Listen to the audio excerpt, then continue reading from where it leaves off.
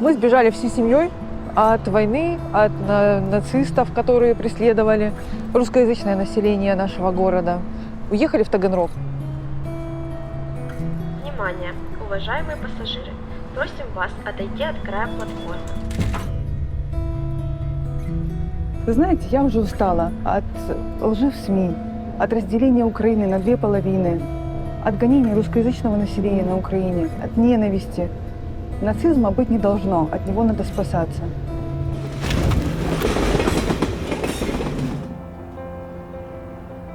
Я родом из Кривого Рога. Я выросла в этом городе и видела, как менялась власть, как менялась ситуация в городе. Нам говорят, что мы действуем не по закону. Так вот, возможно, для многих из вас станет неожиданностью, что именно мы с вами поступаем по закону. Народ имеет право на восстание. Меня хотели закрыть рот и не дать показать альтернативу, та, которая происходит на юго-востоке.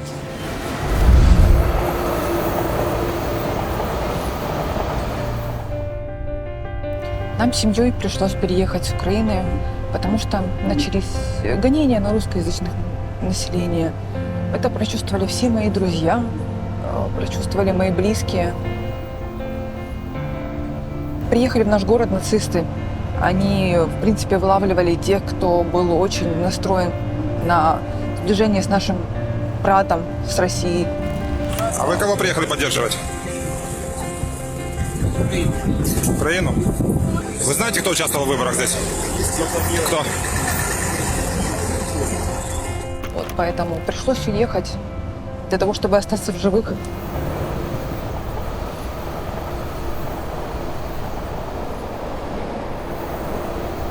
Самое страшное было, когда меня задержала СБУ за то, что я участвовала в митингах пророссийских. Митинги были за дружбу с Россией и против Евросоюза и НАТО.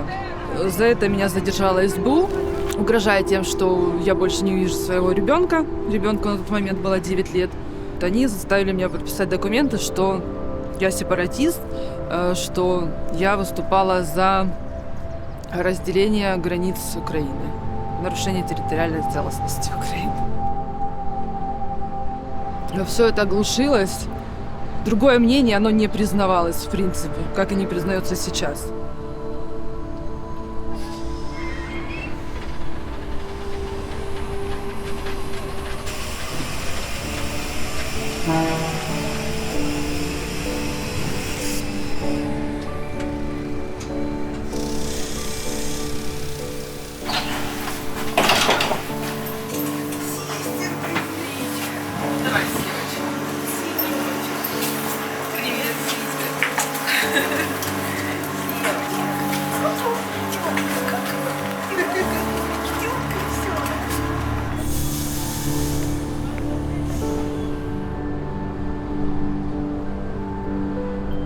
Мы всей семьей уехали из Украины, из города Кривой Рог, В Россию. Жить в тишине, спокойствии, от нацистов подальше, подальше от войны и подальше от всего того беспредела, который сейчас происходит. Приехали в Таганрог, сейчас я уже живу в Ростове, а сестра в Таганроге. И теперь мы иногда встречаемся, гуляем по этому прекрасному городу вместе и стараемся забыть все, что было на Украине.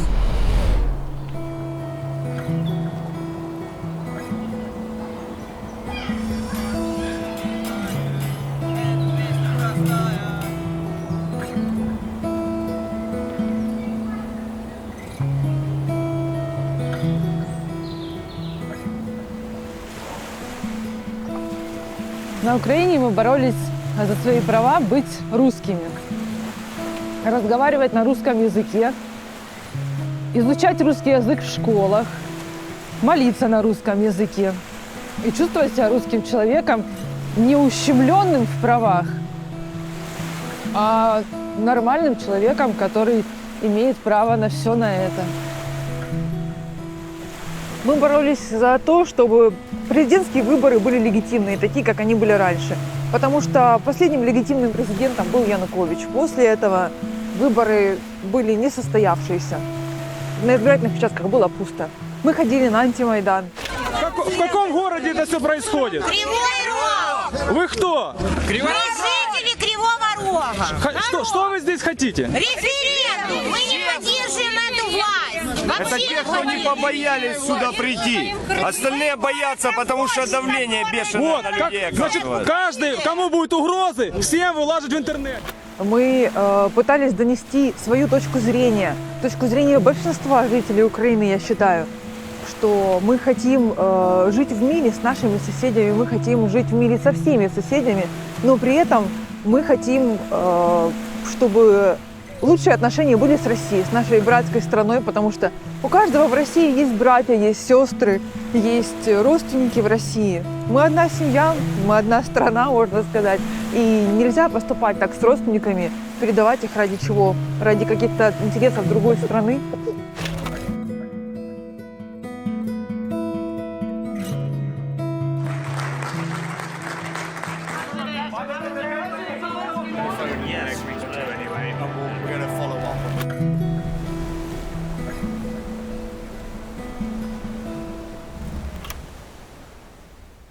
Нынешний президент, который так можно назвать, избранный незаконно, вот, он из нашего родного города. В принципе, мы с ним жили в 2 кварталах друг от друга, ходили в соседние школы, изучали одну и ту же историю в школе. То есть Бендера у нас никогда в жизни не был героем.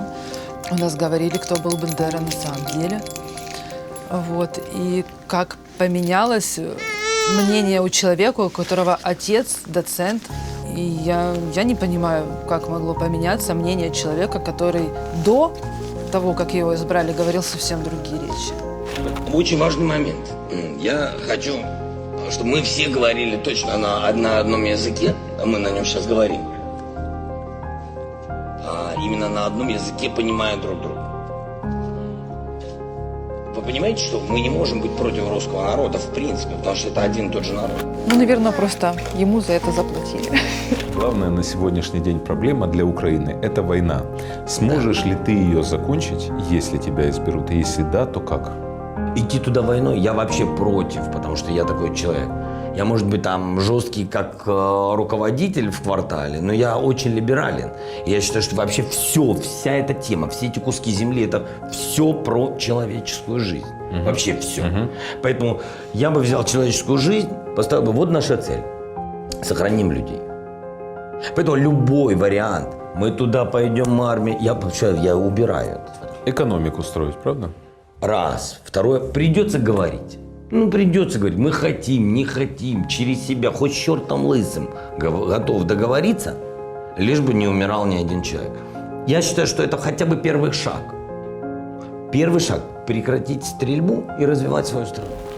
Мнение жителей никто не спрашивает абсолютно. Не было ни одного референдума, который мы просили провести по поводу НАТО, по поводу вступления страны в НАТО, по поводу Евросоюза. Мы хотели, чтобы был референдум, чтобы люди, граждане, сами решили, хотят они этого или нет. То есть нам сказали нет.